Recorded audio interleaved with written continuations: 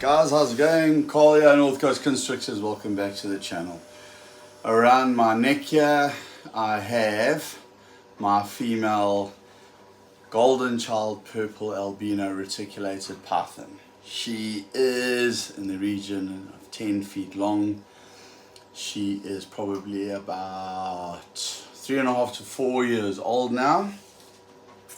I did not get her as a hatchling. I have done videos on her before, so to those of you that have seen her before, you will know who she is. And if you're new to my channel, she is a snake that I'm working with quite extensively. She's quite an aggressive snake, although she doesn't look like it now, but I have been handling her for about 5 minutes before I decided to get the camera rolling. Now, just to get her out the enclosure itself was a mission.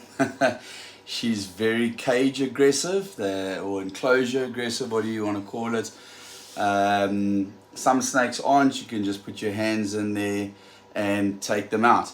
So basically, let's just go through a retic. You can never do enough of these videos. There's always someone new watching the channel. If you're new to the channel, welcome. Please like and subscribe so you can, watch more awesome content. I do videos on retics and ball pythons mostly. I do have Doomerals bows in my collection, but they've just eaten, so we're not going to do it today. So today I'm just going to do like a retic one-on-one, or a retic 101 on handling and things to look out for and behavior and whatnot. Now this girl is, as far as all my retics go, she's probably the most aggressive and volatile. So she needs work. It's not because she's a bad snake, it's just because her previous owner did not handle her as much as what I'm handling her, and therefore she wasn't as socialized. So to the new guy out there, I know what it's like. You see guys advertising baby retics for sale and they look so cute, they look so awesome. You just want one. And also, reticulated python, it's like I don't know, like reticulated python, the longest constrictor in the world, so, but you guys must understand also that it's with a snake like this, they do grow. Now she's about 10 feet and she can get to 20 feet easily. Now there's a misconception, and I'm following the words here of Kevin McCurley from Nerd, because I just watched him drop an Instagram reel on reticulated pythons, and everybody seems to be under the impression that you get a reticulated python and it's just gonna get to 20 feet, 23 feet, or whatever the case is. It's just without saying. No, guys, it is a misconception. It does not work like that. Sorry, it is a misconception. These snakes will grow according to how often you feed them and how much you feed them and the size of the prey. If you want to keep your retics smaller, then you feed them smaller meals and less frequently. And it's not being cruel. It is not anything wrong with that, because in the wild, it would take them years and years and years naturally to reach 18 feet, 20 feet, okay? Your biggest retics are the ones that are actually captive bred, because the guys just shovel food down their throats because they want to breed them, especially the big breeders. And the reason why is because they want to get as many eggs as possible from that female, because that's money. The more eggs you get, the more you can sell and the more money you get. So, but if you don't want a big retic, even if it's a mainland retic and not a dwarf retic or a super dwarf retic, like this is a mainland retic, okay, she's a mainland, so if I feed her consistently and big meals all the time, she's gonna get 20 feet plus. And if I feed her frequently, but if I just kind of maintenance feed her, like now, if I just had to feed her once every 3 weeks, and I feed her a rodent the same thickness as her belly, she's going to grow very slowly and she's not going to reach 15 to, you can actually stop them. I could stop her at 10 feet now, and I could just feed her a rat once a month, a big thick rat once a month, and she'll maintain this size. We don't want to do that because we're going to be breeding the retics. She is one of the females that is, one of two females that is planned for next year's breeding season. Golden Child is an absolutely beautiful gene. This is a Golden Child purple albino, so she has got those blue eyes, and she is just an absolute stunner. Okay, now what I'm doing, you can see there's long tongue flicks there. She's checking me out. I'm establishing trust with her right now, guys. She tried to take good two or three bites out of me while I was getting her out of her cage earlier before I started making this video. Now you see what I've done there. You see I've done a swivel. You see how she was facing me. While I'm talking, my breath is emitting heat. That's a heat source. If you look under the snake's, where her nose is and her tongue is flicking, you'll see little holes there. Those are pits. Those are heat pits. That's what they use to pick up the infrared heat signal of a prey, a rodent or whatever. Okay, that's not just their eyes. They use those heat pits. So now while I'm talking, got a hot breath coming out, and she can feel that hot breath. I know of plenty of guys that have been bitten in the face by their retics and their boas and their whatever constrictors they've got, because they, you know, on the face, and that's because it's a heat source. Also, when you put your hand inside the enclosure, without using a hook, and I always use a hook. I've left the hook by her enclosure now.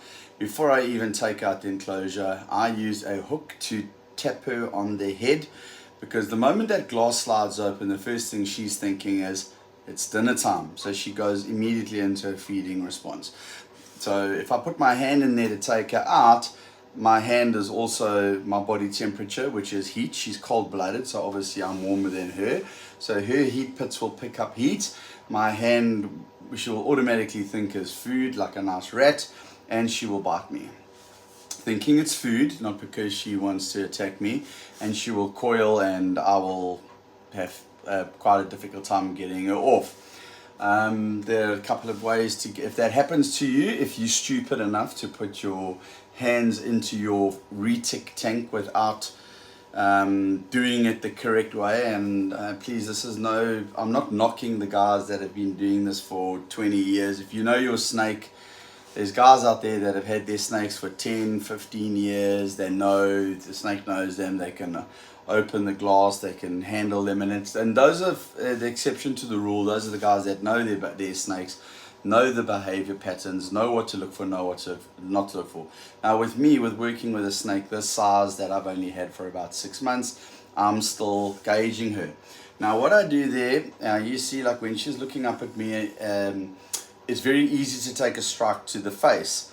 Now one of the ways to prevent taking a strike to the face is just to disorientate the snake by doing a circle. Okay, now all of a sudden she's facing that way, she's not facing me anymore. Kind of makes her a little bit dizzy.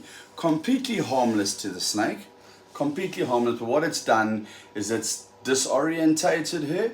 I learned that by watching videos on Kevin McCurley, and I think one or two other guys do it as well, and that is just, it's a snake bite prevention when dealing with big constrictors. It's to disorientate them, and it's to get their mind off maybe thinking about taking a swipe at you. You can go either way. It's usually when they start getting you around the neck like that, boom, boom, boom. You see that? And then I just move in a different direction, and because she's got me coiled around the neck at the moment, and she's got me coiled around the arm. I can still get my hand up to my neck here in case she decides that she's going to hoy me around the neck and cut the blood supply off to my brain. Okay, so Retics 101, guys. Don't go out and think that you, if you want your retics to grow big, we breed them when they reach about 10 feet plus, and about 5 years old. 4.5 to 5 years old is when we'll start breeding the females. The males can breed at about 2 years old, 2.5 years old, and round about the 7 feet mark. easily, no problems, okay? We're always trying to keep the males a little bit smaller than the females. So, you know, we'll pump this girl with some food. We want to breed her next year. Guys, notice how I'm always trying to keep an arm free or two even around my neck, just in case, because you must understand these snakes don't have arms. They can't hold on to you like a chimpanzee or a monkey, and they use their tails and their body to hold on to you. She's got me wrapped around. I assure you guys, this is very, very tight the way she's got me wrapped around here. Okay. Always respect your reticulated python. It does not matter how long you've had her for. There's a YouTube video with a lady that took her retic out of her enclosure. She put her hand over. The retic has known her for years. The first thing the retic did was grab onto her hand and coiled her.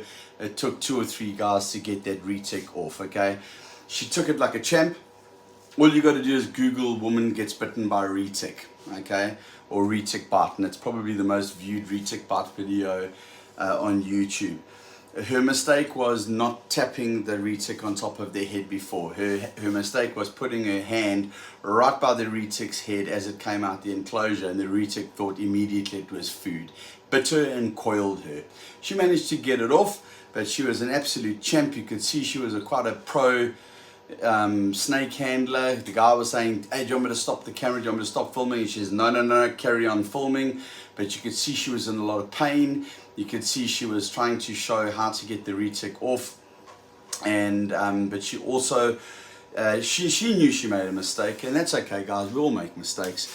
You know, we're all human. Sometimes we get complacent. I do it when I'm feeding my ball pythons. I'll open up the drawer and I'm not looking properly, and the next minute I've been tagged, and I get a bite from whoopsie daisy, sorry my girl, and I get a bite from one of my big ball pythons. I get nipped often from the baby ball pythons. That just goes with the territory. It's nothing. It doesn't feel like anything. When you get a bite from a retic, one this size, and a big fully grown ball python, it is incredibly painful. Okay, so guys, don't want to make this video too long. It's basically just to show you how beautiful this girl is, what a stunning snake she is. Golden child, purple albino, and her name is Gabriella, and she is going to be pairing next year or the year after. It depends, I'm not sure yet. We'll have a look and see how big she is next year. She still has some size to put on her. I'd like to get about another 2 feet on her before I pair her up. But she's got some nice girth here, and she's doing okay. So guys, yes, if you're going to buy yourselves a retic, yes, rewarding pets, handle them. Do not leave them inside the enclosures and then expect to pull them out once a month and have a tame retic on your hands. Guys, you're not. You're gonna have a beast. You're gonna have a beast on your hands. But please remember something else about retics. They're the second and the top 2 most intelligent snakes in the world. Reticulated python and a king cobra. They will remember. So if you hurt them or you scare them or they fear you, they will remember, and they know you by face. They can hear you. They recognize your voice. They recognize your scent and your smell, and they will know exactly who you are and if you're the person that hurt them or endangered them or made them feel threatened, which is why it is important to gently handle your snakes and socialize them as much as possible so that they're used to you. And I can't stress this enough. I know guys that have been keeping retics for a long time, and it doesn't matter how well you know them, hey, they can be unpredictable. And I know guys that knocked back a couple of beers, and the one guy had a huge big Burmese python, and he had his friends around, and he decided he was going to pull his Burmese out, and he got a bit complacent, and boom, he took a bite to the arm, and the only way we could get the snake off was boiled the kettle, and then we took the kettle and just dropped a bit of hot water on top of his hand, and the snake let go immediately. That's one of the things that you can do. Hot water, run your hand under a tap of hot water, spread some Listerine or alcohol, hand sanitizer in their mouth, they can't stand the taste of it, they will let go immediately. So guys, that's it. Let's wrap this up at 15 minutes. That's just a quick little 101 reticulated python video. Just something to show you guys of this beautiful lavender albino, purple albino golden child female that I've got. The reason I'm holding her is because she's going to get fed in about 2 days. And I just wanted to do some socializing with her, and I thought, let's throw a YouTube video together and give her some airtime. Alright, so it's time for me to get her back in her tank. Guys, please, if you like this video, please hit subscribe. Please like this video, it really helps out a lot. And you know, we're trying to grow the channel. I hate asking that, because whenever I watch a YouTube video and the guys go like and subscribe and whatever, look, I'm not trying to make money out of YouTube, guys, to be honest with you. I'm really not. I mean, I've only got 500 and something followers. I'm nowhere near to getting any kind of revenue. I haven't asked for any kind of Patreon. I haven't set up a Patreon. I'm not going to do that. Maybe one day in the future. I just do this for the love of the snakes and the hobby and the industry, and I just want to obviously share the information that I have learned and help new breeders and new snake keepers. I don't know much about others, like a hell of a lot of other species of snakes, but ball pythons and retics and doomerals boas are the snakes that I keep, and I can give information on that. So, you know, if you want to see more of this kind of content, then please subscribe to my channel. It would be great to have you on the journey. So from Gabriele here and myself, we'll see you around, and on the next video. I think we'll be doing one in a couple of days' time, because we've got some clutches of eggs that are going to be hatching out over there, some ball python eggs in the incubator. Please excuse my swirling around like a ballerina. She's going into a bit of a striking position there. I think she probably wants to go back into her enclosure, which is why it's probably a good time for me to end off this video now. Guys, take care. See you on the next video. Bye for now.